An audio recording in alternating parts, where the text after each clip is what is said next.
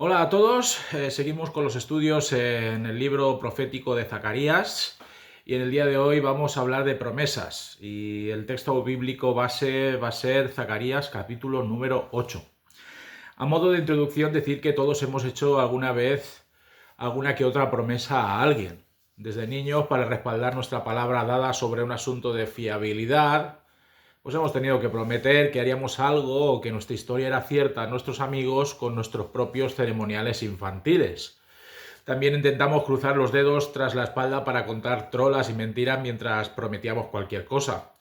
Y conforme nos fuimos haciendo mayores, descubrimos que las palabras se las lleva el viento, que las personas normalmente mienten y tratan de engañarnos rompiendo las promesas. Entendimos ya en nuestra adultez que las promesas sin tinta no son válidas y que las firmas eran necesarias para lograr préstamos, conseguir cierta confianza y obtener servicios que debíamos pagar a posteriori. El mundo, podríamos decirlo así, está lleno de promesas, de votos, de contratos, de acuerdos, de alianzas, aunque lamentablemente nada de esto es capaz de garantizar que el ser humano sea coherente y consistente con la palabra dada.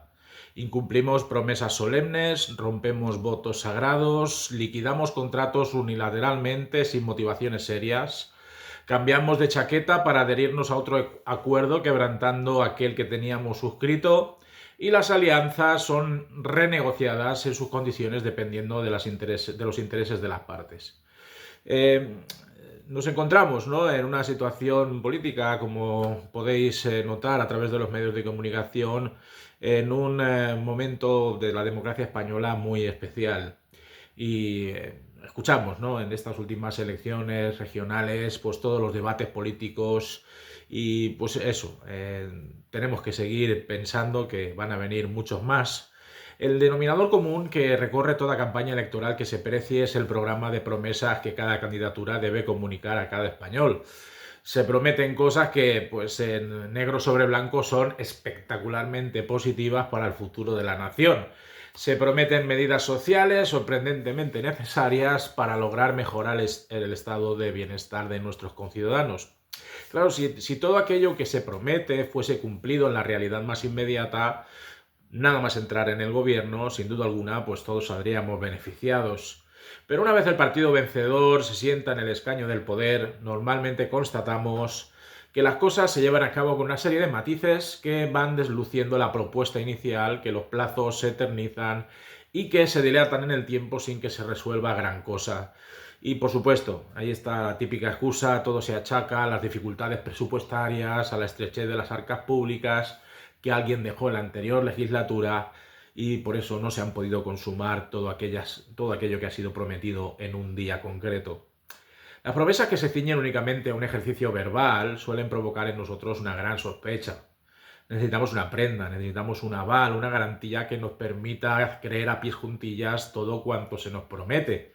Tenemos tantas experiencias de personas allegadas a nosotros que se desdijeron de sus promesas y que nos dejaron más tirados que una colilla. Antaño un contrato verbal entre dos partes era vinculante y sacrosanto. Hoy, pues como no vayas a un notario que dé fe de lo que estás pactando, pues estás vendido. Con el paso del tiempo, todos los seres humanos llegamos a asumir que no te puedes fiar ni de tu propia sombra y que hay que revisar las condiciones y estipulaciones contractuales con lupa y muchísima paciencia. ¿Quién es capaz de protegernos? Algo, lo que sea, y cumplir fehacientemente con sus promesas sin sombra de variación y duda. Pues de entre los mortales pocos son los que se salvan de la quema, por no decir ninguno, pero desde los cielos tenemos a un Dios que cuando promete algo no dice las cosas para quedar bien, para dejarnos en la estacada más pronto que tarde o para frustrar nuestras esperanzas y nuestra fe. Y lo vamos a ver en el texto de hoy. Zacarías sabía que servía a un Dios de verdad y confiable al 100%. Tenía la certeza de que Dios, cuando prometía algo a su pueblo, era para concretarlo en la realidad, bien fuese para juicio de sus hijos o bien fuese para bendición de su remanente. Antes de que Dios, por medio de la labor profética de Zacarías, desgrane sus promesas para Israel, quiere dejar muy clara una cosa. Él ama profundamente a su pueblo. Así nos lo dice el profeta en los versículos 1 y 2 del capítulo de hoy de Zacarías. Dice, vino a mí palabra de Jehová de los ejércitos, diciendo, así ha dicho Jehová de los ejércitos, celé a Sión con gran celo y con gran ira la celé. Dios siempre veló por mucho tiempo por el bienestar y la prosperidad de su nación escogida. La palabra celo aquí no tiene tanto que ver con la acepción humana que hacemos de ella. Aquí significa una pasión inefable, un amor inquebrantable de alguien que no quiere ni desea compartir a su pueblo con otros dioses e ídolos. Pero a pesar de este amor increíblemente beneficioso para Israel, que Dios le prodigaba, el pueblo decidió jugar a dos bandas, a doble baraja, adorando y amando a otros dioses y entregando a Dios una religiosidad barata y mediocre, las migajas de un afecto corrompido por el adulterio espiritual. Por ello Dios ejerce su dura disciplina desde este amor paternal, enviando a Israel al destierro babilónico. Sin embargo, las cosas han cambiado sustancialmente. Los expatriados vuelven de su cautiverio de 70 años para poner el cuentakilómetros a cero. Y Dios despliega en su amor perfecto y real una lista de promesas repletas de bendición y shalom. Nos dicen los siguientes versículos, los versículos del 3 al 8, así dice Jehová, yo he restaurado a Sión y moraré en medio de Jerusalén, y Jerusalén se llamará ciudad de la verdad y el monte de Jehová de los ejércitos, monte de santidad.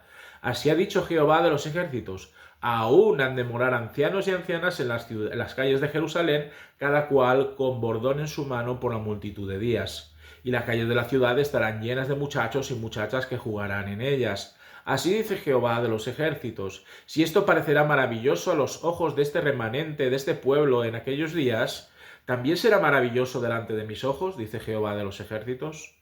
Así ha dicho Jehová de los ejércitos, he aquí yo salvo a mi pueblo de la tierra del oriente y de la tierra donde se pone el sol, y los traeré y habitarán en medio de Jerusalén, y me serán por pueblo, y yo seré a ellos por Dios en verdad y justicia.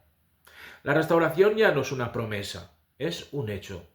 Dios está ayudando a fortalecer las manos y el ánimo de cuantos reedifican los muros de Jerusalén y el nuevo templo.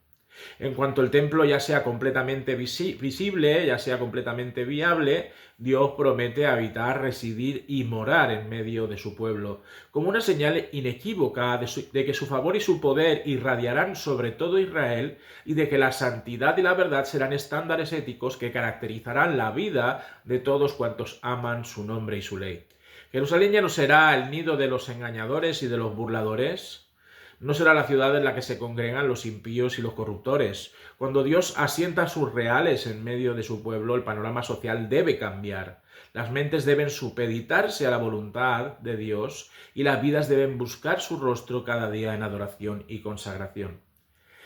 Yo creo que no existe una imagen más hermosa y feliz para confirmar estas promesas que la visión de ancianos sonrientes paseando por una ciudad donde se les respeta y se les venera, donde no se les embauca ni se les arrincona, donde siguen sirviendo a la sociedad desde su experiencia y sabiduría. No hay mejor retrato vivo de la paz y de la alegría que contemplar a los niños y a los jóvenes jugando en la calle de una ciudad antes muerta y desierta. Las risas, las carreras de los muchachos y las muchachas harán olvidar a muchos la tristeza que en el pasado recorría las arterias empedradas de la ciudad. Zacarías además nos comparte un pensamiento de Dios que nos hace estremecer. Si para aquellos que quedaron como un remanente, un grupo pequeño de fieles servidores de Dios que no fueron deportados a Babilonia y que malvivían entre los escombros de Jerusalén, la idea de recuperar la alegría, el gozo, la paz y la vida era algo asombroso y sumamente deseable, ¿cómo no sería esto para un Dios que siempre ha amado a su pueblo, que lo ha vuelto a recomponer y que anhela lo mejor para sus hijos? Dios es un ser emocional. Tal vez no como pensamos en relación a las emociones desde el punto de vista humano e imperfecto. Y aquí que el profeta nos haga entrever el júbilo y la felicidad inconmensurable del Señor es algo que deberíamos valorar oportunamente. Si el ser humano se somete a su voluntad, el shalom, aquello que debía haber sido desde el principio, se encarna en una sociedad y Dios se siente satisfecho, se siente emocionado de un modo que no somos siquiera capaces de imaginar. Dios vuelve a recoger desde los confines de la tierra a todos cuantos le pertenecen, para que unidos en Él puedan recuperar la gloria y el esplendor que se perdieron tras la debacle espiritual de sus antepasados. La justicia y la verdad reinarán en cada corazón, y Dios manifestará su bondad y su gracia sobre toda una nación renovada de fieles y consagrados creyentes. La prosperidad y la restauración que Dios trae a Israel en este libro profético de Zacarías, aunque son parte de su amorosa iniciativa, requiere que el pueblo dé un paso al frente, que actúe coherentemente con una respuesta activa. Y esto lo encontramos en los siguientes versículos del 9 al 15, donde dice: así ha dicho Jehová de los ejércitos, esfuércense vuestras manos, los que oís en estos días estas palabras de las bocas de los profetas, desde el día que se echó el cimiento a la casa de Jehová de los ejércitos para edificar el templo. Porque antes de esos días no ha habido paga de hombre ni paga de bestia, ni hubo paz para el que salía ni para el que entraba a causa del enemigo. Y yo dejé a todos los hombres cada cual contra su compañero. Mas ahora no lo haré con el remanente de este pueblo como en aquellos días pasados, dice Jehová de los ejércitos. Porque habrá simiente de paz, la vid dará su fruto y dará su producto a la tierra, y los cielos darán su rocío, y haré que el remanente de este pueblo posea todo esto. Y sucederá que como fuisteis maldición entre las naciones, oh casa de Judá y casa de Israel, así os salvaré y seréis bendición. No temáis, mas esfuércense vuestras manos, porque así ha dicho Jehová de los ejércitos: como pensé haceros mal cuando vuestros padres me provocaron a ira, así dice Jehová de los ejércitos, y no me arrepentí, así al contrario he pensado hacer bien a Jerusalén y a la casa de Judá en estos días. No temáis. El refrán castizo del que todos hemos oído hablar de a Dios rogando y con el mazo dando, adquiere sentido y hay afinidad con estos versículos. Todos deben arrimar el hombro, todos deben animarse mutuamente para lograr reconstruir lo que se había destruido. Todos han de hacerlo bajo el poder del Espíritu Santo. Desde que se programó construir el templo por segunda vez, todos debían unir esfuerzos, recursos y capacidades bajo la égida de Dios.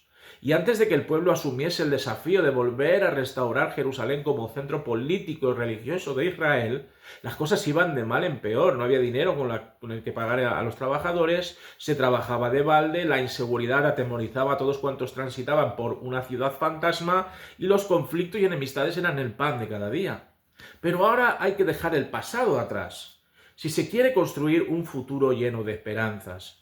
Dios constata que su ira ha cesado y promete a su pueblo paz, prosperidad económica y agrícola, bendición meteorológica en forma de agua benéfica y restablecimiento territorial de la nación israelita.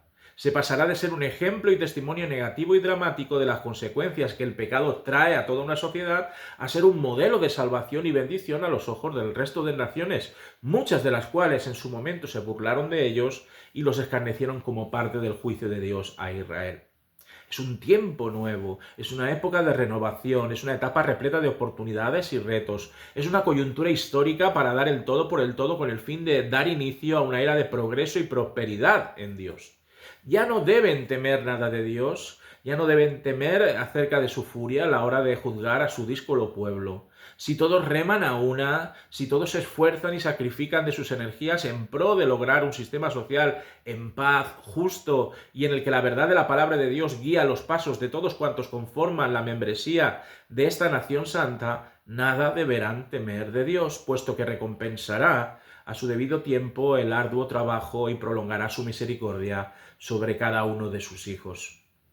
Dios tiene un interés especial en que su pueblo no vuelva a recaer en pecados pasados y por ello conmina a Zacarías a continuación a que los advierta de que, a pesar de que está transformando todo con gran amor y compasión, si llegasen a incurrir en los mismos delitos de antaño, todo se puede ir al traste. Versículos 16 al 19 dice: estas son las cosas que habéis de hacer. Hablad verdad cada cual con su prójimo, juzgad según la verdad y lo conducente a la paz en vuestras puertas. Y ninguno de vosotros piense mal en su corazón contra su prójimo, ni améis el juramento falso, porque todas estas cosas que aborrezco, dice Jehová, todas estas cosas aborrezco, dice Jehová. Vino a mi palabra de Jehová de los ejércitos, diciendo: así ha dicho Jehová de los ejércitos, el ayuno del cuarto mes, el ayuno del quinto, el ayuno del séptimo y el ayuno del décimo se convertirán para la casa de Judá en gozo y alegría y en festivas solemnidades. Amad, pues, la verdad y la paz. El contexto ético y práctico en el que se ha de dar la reedificación nacional debe estar caracterizado por tres valores fundamentales: la verdad, la justicia y la paz, que son atributos comunicables de Dios mismo. La mentira solo lleva a la desdicha y al desastre, ya que al pervertir la verdad se pierde de vista la voluntad de Dios, la cual es verdadera y no puede relativizarse. Cuando el relativismo campa a sus anchas en una sociedad, lo que obtenemos inevitablemente es una comunidad dividida, caótica, sin una brújula moral confiable y absoluta. Los prejuicios que brotan de tópicos y etiquetas superficiales, los juicios de valor que se centran únicamente en el deseo de menospreciar a otros y de crear castas o escalafones sociales, y los juicios precipitados, que son el reflejo de la inseguridad y los traumas personales, son el fermento ideal para la desintegración, el conflicto y la marginación. La búsqueda de motivos para odiar al diferente, la necesidad de dejar salir la ira enfocándola en aquellos que no piensan igual que uno, y la conveniencia de meter cizaña en determinados foros para lograr la anarquía y la discordia, pues simplemente lo que van a conseguir es la desaparición de la seguridad, el constreñimiento de las libertades y la consecución de guerras fratricidas que no llevan absolutamente a ningún lado. El reino de Dios, que es lo que perseguimos, debe involucrar la verdad, la justicia y la paz, porque desafortunadamente vivimos en un mundo de mentiras, injusticias y confrontaciones. A Dios le asquea la idea de que su pueblo vuelva a las andadas y por ello no duda en dejar nítidamente su postura ante delitos como la malicia, el odio, la codicia, la avaricia, el perjurio, el engaño sistemático al prójimo y el soborno. Solamente desde una cultura del reino de los cielos es posible cambiar una sociedad. Solamente desde la mirada a Cristo como consumador de los atributos de Dios en la tierra, como ejemplo de verdad, justicia y paz, es posible salvar de la destrucción a una civilización. Si el ser humano se resiste a este plan promisorio de Dios, si deja que sus instintos más bajos se apoderen de su voluntad y si permite que Satanás tome las riendas de su alma, la realidad actual se impone: un mundo perdido, desenfrenado, injusto y supurante de odio, rencor y pecado. Si el ser humano, por el contrario, desea vivir feliz y satisfecho de Dios, si quiere desterrar el lamento y el luto de un pasado trágico y penoso, y si anhela celebrar la fiesta de su liberación y redención, ha de amar estas tres cosas poniéndolas por obra desde lo individual hacia lo comunitario. Además del jolgorio y de la danza que eclipsa el dolor del recuerdo, Dios promete a través de Zacarías que como resultado de obedecerlo y servirlo esforzadamente, las naciones aledañas podrán reconocer que Él reina sobre su pueblo y lo ama con amor eterno. Esto es una idea que podemos encontrar claramente en los versículos del 20 al 23 de este capítulo 8 de Zacarías. Dice: así ha dicho Jehová de los ejércitos, aún vendrán pueblos y habitantes de muchas ciudades, y vendrán los habitantes de una ciudad a otra y dirán: vamos a implorar el favor de Jehová y a buscar a Jehová de los ejércitos. Yo también iré, y vendrán muchos pueblos y fuertes naciones a buscar a Jehová de los ejércitos en Jerusalén y a implorar el favor de Jehová. Así ha dicho Jehová de los ejércitos: en aquellos días acontecerá que 10 hombres de las naciones de toda lengua tomarán del manto a un judío diciendo: iremos con vosotros porque hemos oído que Dios está con vosotros. El efecto llamada, que el testimonio de integridad, salvación, justicia y verdad que Israel modela, será apoteósico y formidable, ya lo habéis visto. Muchos incrédulos podrán contemplar con asombro el modo en el que una nación moribunda y prácticamente desaparecida del mapa se alza potente, gloriosa y deslumbrante en medio de un panorama político internacional. Cuando Dios es el corazón del ser de una sociedad o de una civilización, todos los demás pueblos podrán comprobar la diferencia entre una muerte anunciada y una resurrección poderosa. Fijémonos que esto no solamente se quedará en el asombro, en la admiración o en la sorpresa. Aún miles de personas querrán tener lo que Israel tiene. Desearán recurrir al favor y la bendición de Dios para sus vidas. Ansiarán conocer más de cerca a este Dios que transforma algo devastado en un símbolo de prosperidad y redención.